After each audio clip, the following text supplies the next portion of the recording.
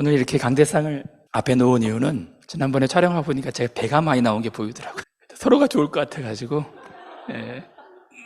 제가 감추었습니다. 자, 오늘은요 여러분들이 나무들을 보기 위해서 전체 숲을 보는 게 좋을 것 같아요. 로마서가 좀 어렵다고 생각하시는 분들이 계는데 쉽게 두 문장으로 이해하자면 이겁니다. 첫 번째, 어떻게 우리가 구원받을 수 있을까?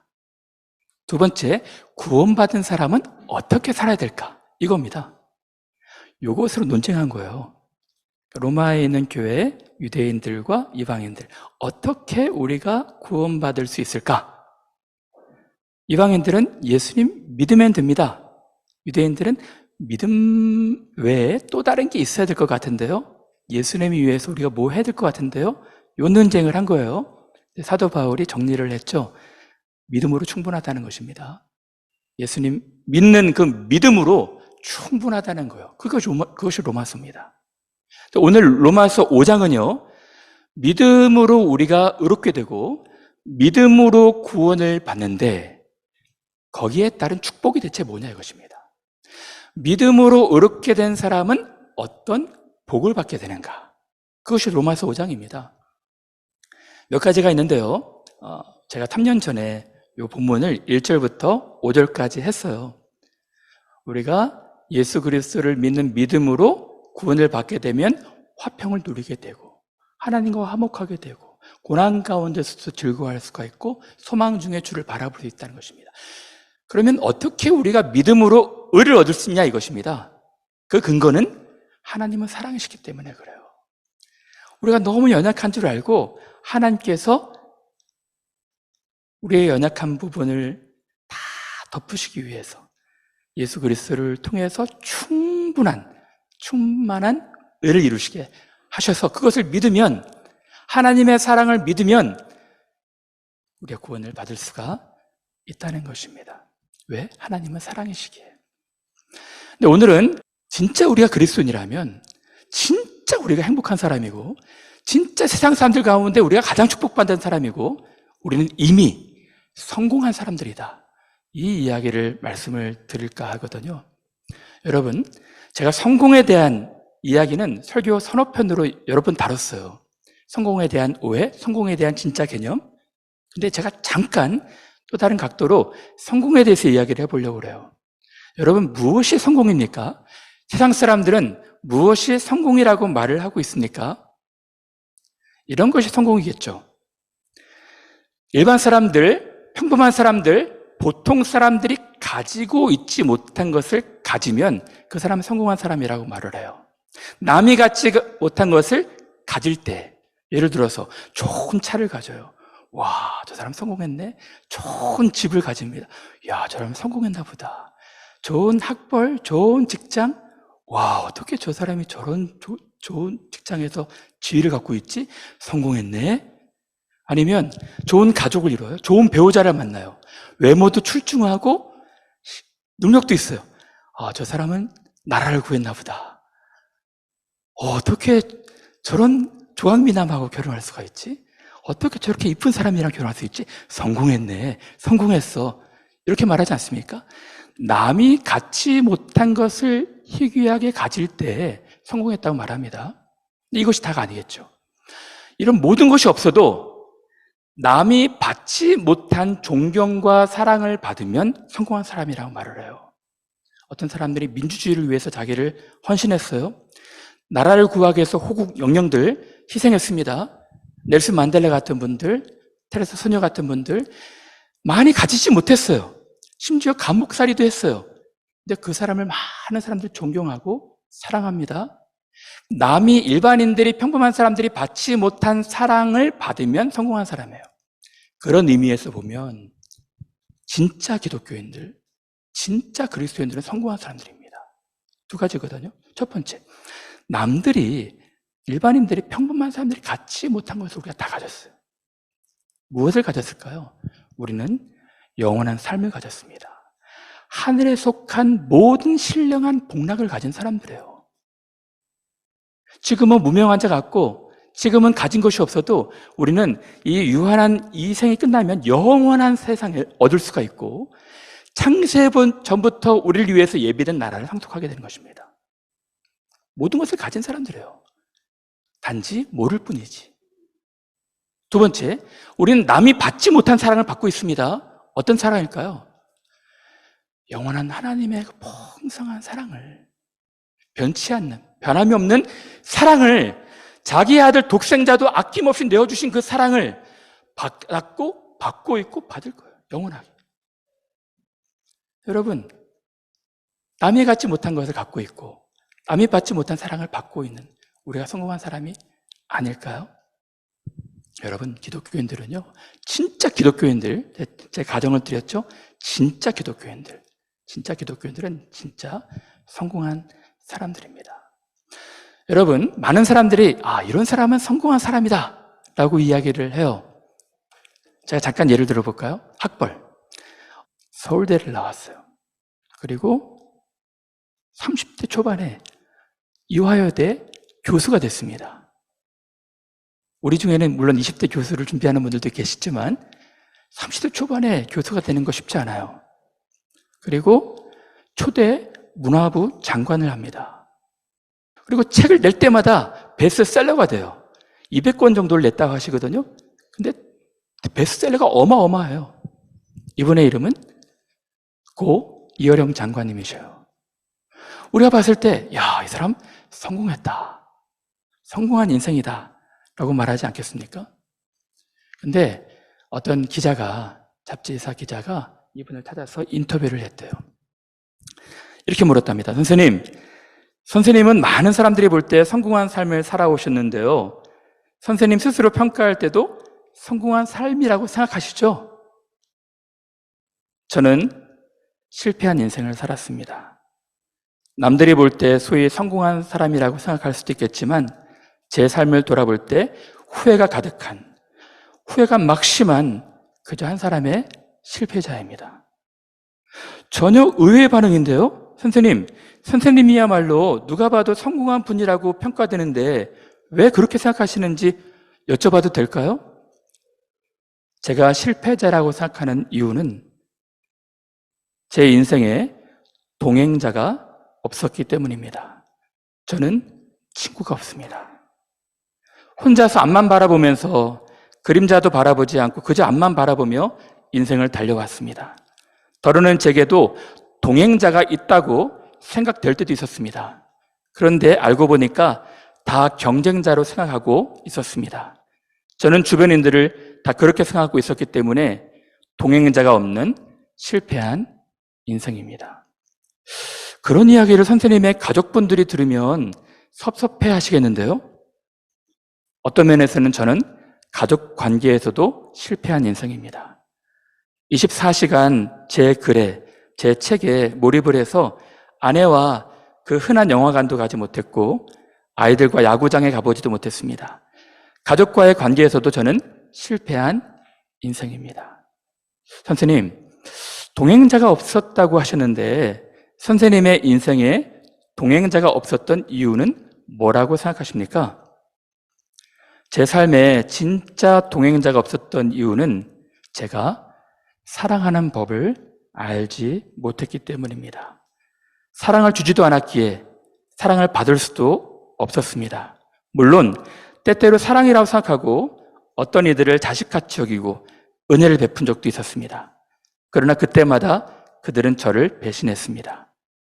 이제는 사람을 만나는 것이 덜컥 두렵고 겁이 납니다. 어떻게 보면 저는 사랑을 한 번도 베풀지 못했던 것 같습니다. 제가 배신을 당했을 때에도 사랑을 베풀었다면 그 사람을 용서할 수 있었을 텐데, 배신자가 저를 버리고 떠났을지라도 그들을 사랑했다면 사랑한 것만으로도 만족할 수 있었을 텐데, 그러나 저는 그러지 못했습니다. 선생님, 마지막으로 여쭙겠습니다. 선생님의 인생은 행복하셨습니까? 불행히도 저는 불행한 삶을 살았습니다. 많은 사람들이 저를 성공한 사람으로 보고 있지만 불행한 삶을 산 그저 한 사람의 실패자입니다. 기자님도 저와 같은 삶을 살지 않으시기를 바랍니다. 이렇게 말씀하셨어요. 누가 봐도 모든 것을 가진 누린 분 같았는데, 근데 이분이 반기독교 지성인으로 사시다가 이 인터뷰 후 10년 후에 예수님을 만나셨어요. 노후에 예수님 만나서 회심한 기독교인이 된 뒤에 짧은 인터뷰를 했는데요, 제가 그 글에서 이런 글을 읽었습니다. 예수님은 참 행복한 분 같습니다. 왜냐하면 그 주변에 그분을 사랑하는 동행자들이 많아 보였기 때문입니다. 그 이유는 그가 사랑을 많이 베푸셨기 때문일 것입니다. 진짜 성공이 뭘까요? 여러분들 이제 20대, 10대도 있겠죠? 10대, 20대, 30대, 40대, 50대, 60대, 70대를 살아갈 텐데 진짜 성공한 삶 살아야 되지 않겠습니까? 성공해 보고 싶지 않나요? 진짜 성공, 세상이 말하는 그런 신기루 같은 성공이 아니라 진짜 리얼한 성공이 무엇일까요? 다시 말씀을 드리지만 남이 갖지 못한 것을 갖고 남이 받지 못한 사랑을 받는, 세상에 줄 수도 없고 알 수도 없는 놀라운 은혜를 누리는 그 사람들이 바로 성공한 사람들입니다. 여러분, 기독교인을 한마디로 정의하자면 어떤 사람으로 정의할 수 있을까요? 저는 기독교인은 하나님을 사랑하는 사람이라고 봅니다. 왜 하나님을 사랑할까요? 하나님의 사랑을 받았기 때문에 그래요. 여러분, 하나님의 사랑을 받았기 때문에 우리가 하나님을 사랑하는 것입니다. 오늘 본문 로마서 5장을 다시 이제 집중해서 들어가 보자면, 로마서 4장까지 많은 사람들이 예수님을 믿어요. 왜 믿습니까?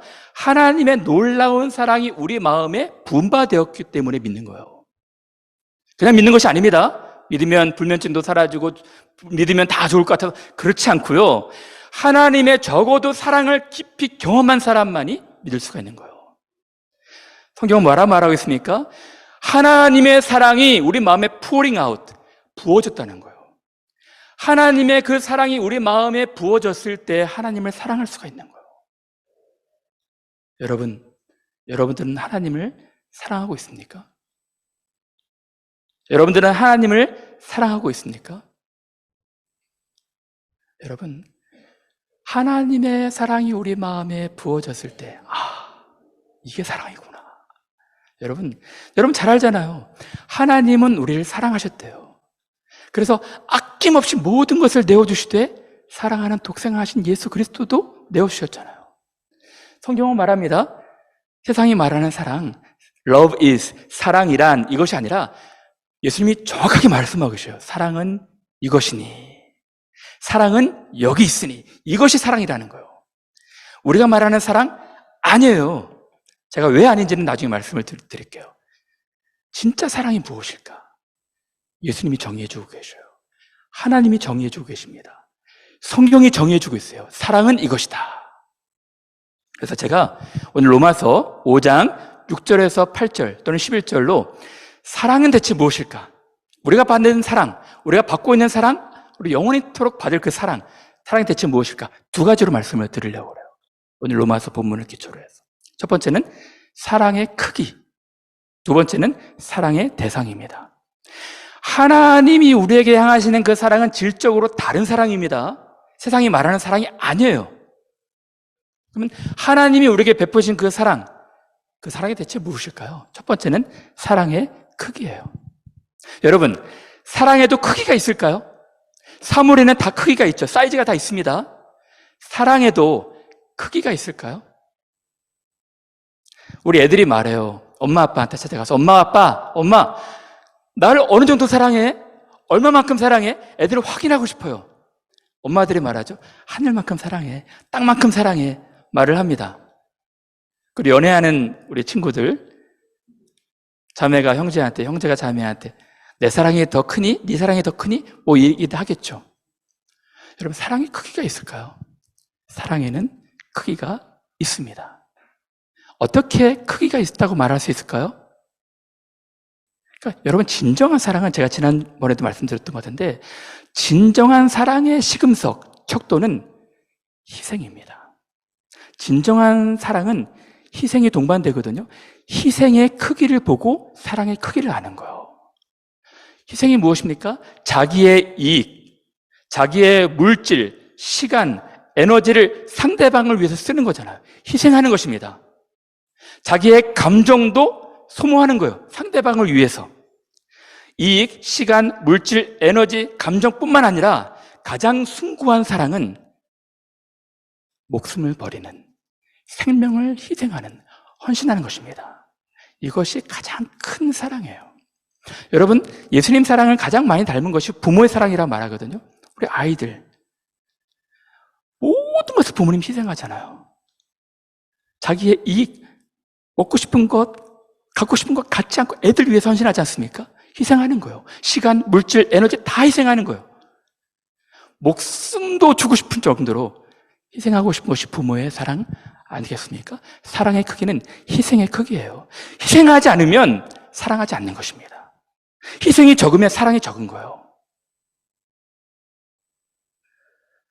제가 한국에서 있을 때 들었던 이야기인데, 어떤 대기업 임원을 지내는 어느 분이 계시는데, 늦둥이, 정말 한참 늦둥이로 아이를 하나 낳았어요.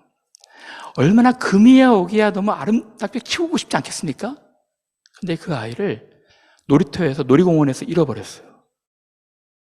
근데 그 대기업 임원 다 이제 퇴사하고 솜사탕 아저씨가 돼가지고 전국 방방곡곡을 돌아다닌대요. 왜? 아이가 솜사탕을 좋아했대요. 놀이공원들은 다 돌아다니면서 자기 아이 있는지 일평생을 돌아다니는, 왜? 아이를 위해서 다 희생하고 싶은 거예요. 제가 영국에 올 때에도 영국 어떤 그 부모님이 포르투갈에 여행 가셨다가 아이를 메들린이라는 3세 발달장애 아이를 잃어버린 그런 케이스가 있었어요. 그래서 그 부모는 유럽 방방곡곡을 다니면서 무려 13년, 15년 동안 아이를 찾아다니는 거예요. 미친 사람처럼. 왜? 사랑하니까. 그런 희생이 가능한 것입니다. 사랑하는 여러분, 말씀을 들으시는 분들 중에 부모님들이 계실 거예요. 자기 아이들이라면 모든 것을 희생하고 싶지 않겠습니까? 저희도 우리 아이들이 어렸을 때, 초등학교 입학 전에 진짜 애들만 보면은 다 희생하고 싶어요. 누가 10억을 준다고 하면 애들 10억에 바꾸겠습니까? 100억 준다고 하면 조금 생각은 해볼 것 같아요. 100억. 근데요, 애들이 크다 보니까, 막 티네이저가 되다 보니까 막 애들이 24시간 베드에 누워있고 이럴 때는 누가 안 데리고 가나 라는 생각도 들어요. 요새 우리 딸아이가 하루에 한 번씩 저한테 전화를 하거든요. 집에 갈 때 무서우면 항상 전화를 해요. 근데 10번 받을 때 다 좋지만 한두 번은 귀찮을 때가 좀 있어요. 아빠 듣는 거야, 안 듣는 거야? 지금 내 말 듣고 있어? 아빠, 그럼 귀찮아요. 듣는 척해요. 그리고 자기가 SNS, 인스타 사진 올리려고 하면은 항상 저한테 사진을 먼저 보내요. 어느 거 올릴지 골라달래요. 근데 한두 장 보내는 게 아니라 막 20몇 장 보내요. 그냥 그래서 보지도 않고 2번, 7번 아빠 마음이 자기 마음이랑 똑같았다고 귀찮을 때가 있어요. 귀찮을 때가 있거든요. 근데요, 애들을 위해서 모든 것을 희생하고 싶은 것이 부모 아니겠습니까? 지금은 좀 남자친구를 좀 만났으면 좋겠어요. 이제 누구 좀 만나라, 이제는. 아빠한테만 그러지 말고 엄마한테만 그러지 말고. 사랑 여러분, 오늘 예수님의 사랑의 크기는 희생의 크기라고 말씀을 드렸거든요. 오늘 성경은 뭐라고 말하고 있습니까? 우리가 아직 연약할 때 계약대로 그리스도께서 경건하지 않은 자를 위하여 죽으셨도다. 예수님은 하늘의 영광, 영예를 버리고 이 땅에 오심으로 자기를 희생하셨습니다. 근데 온 우주를 통괄하시고 다스리시는 그 법을 집행하시는 분이 법의 귀속이 되어서 수모와 고난을 겪으셨어요. 희생하셨습니다. 그것이 다가 아니에요. 자기의 목숨을 십자가에서 버리신 거예요. 이 사랑의 크기는 우리가 측량할 수 없는, 해를 수 없는 사랑이에요. 그토록 여러분들을 사랑하신 것입니다. 두 번째, 사랑의 대상입니다. 여러분, 우리는 사랑을 할 때 누구를 사랑합니까?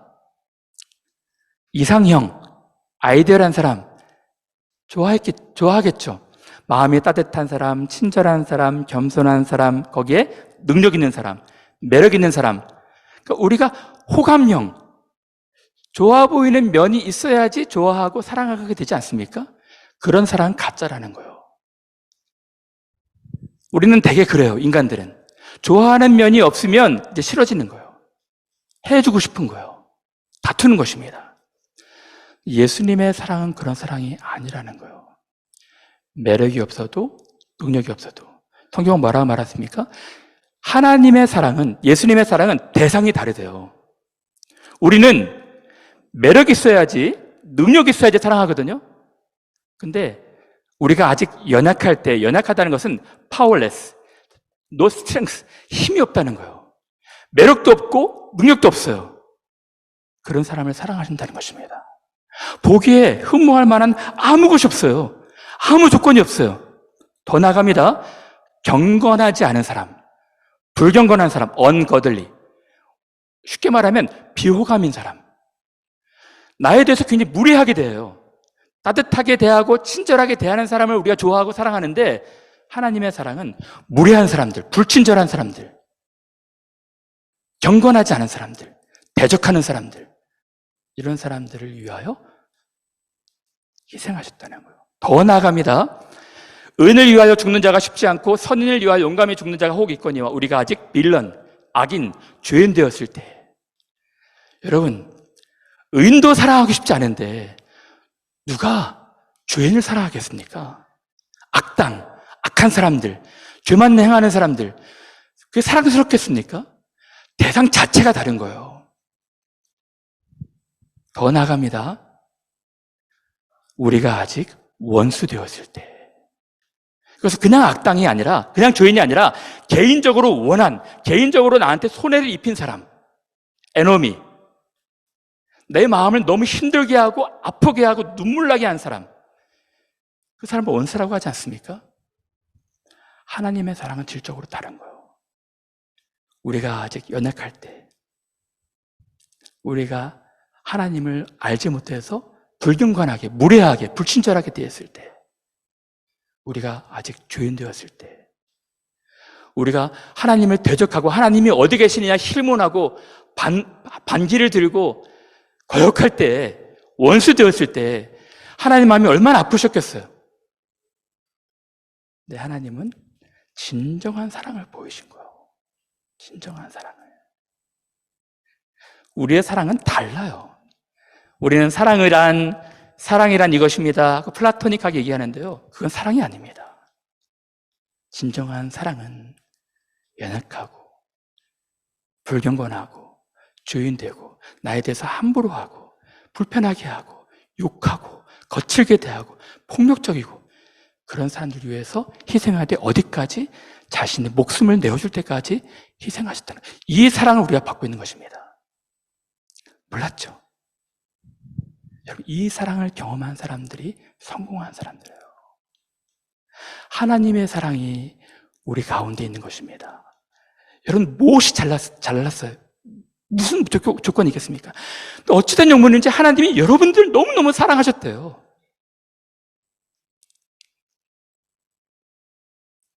사랑 여러분, 진짜 성공이 무엇일까요? 일반 사람들이, 평범한 사람들이 갖지 못한 것을 갖는 거예요. 하나님 우리를 자녀 삼으셔서 상속자로 삼으셨답니다. 사도 바울은 똑같은 논지에서 얘기합니다. 우리가 지금 고난을 겪을 수 있어요. 우리가 지금 어려움을 겪을 수 있어요. 우리가 지금 가진 것이 덜 할 수 있어요. 근데 장차 우리에게 다가올 그 영광은 우리가 현재 당하는 것과 좋게 비교할 수가 없다는 거예요. 우리는 모든 것을 가진 자 중에 모든 것을 가진 자입니다. 여러분, 정말 부러워하지 마세요. 남의 것 정말 이렇게 탐하지 마세요. 우리는 남이 갖지 못한 모든 것을 가진 성공한 사람들입니다. 그 중에서도요, 똑같은 논지로 8장의 말을 합니다. 사도 바울은 우리는 다른 사람들이 받지 못하고 깨닫지 못하는 탁월한 놀라운 사랑, 그 어떤 것도 어떤 피조물이라도 끊을 수 없는 영원한 그 사랑을 받고 있다는 거예요. 그 영원한 사랑 안에서 우리가 구원받았고 지금도 보호되고 있고 앞으로 영원한 의의 자리에도 세우신다는 것입니다. 우리는 성공한 사람들이에요. 진짜 성공한 사람들입니다. 사랑하는 여러분, 로마서 4장에는 또 이렇게 말합니다. 유대인들은 얘기해요. 믿음으로 충분하겠느냐? 하나님의 사랑으로 충분하겠느냐? 우리가 율례도 할례도 행하고 율법도 지켜야 된다. 사도 바울을 통해서 성경은 말하고 있어요. 이를 아니할지라도. 저는 이 본문이 너무 은혜스럽거든요. 어떤 사람이 태어나서 죽을 때까지 일을 안 하고 독방에 있어요. 그냥 밖에 나가지도 않고. 그럴지라도 아무것도 안 했을지라도 경건하지 아니하는 자를 의롭다 하시는 이를 믿는 자에게 그 믿음으로 말미암아 우리를 의롭게 하신다는 거예요. 평생 침대에 누워만 있어도 그 믿음으로 말미암아. 이런 복이 우리에게 있는 것입니다. 사랑하는 여러분, 이제 성공한 사람처럼 사십시오. 정말 하나님으로부터 끊을 수 없는 놀라운 사랑받고 지금 보호되는 자녀처럼 사십시오. 당당하게, 담대하게 있을 때나 없을 때나 형통할 때나 공고할 때나 하나님의 자녀로 사시기를 바랍니다. 여러분, 이러한 복이, 축복이 여러분 인생에 평생 풍성하게 있게 되기를 간절히 바랍니다.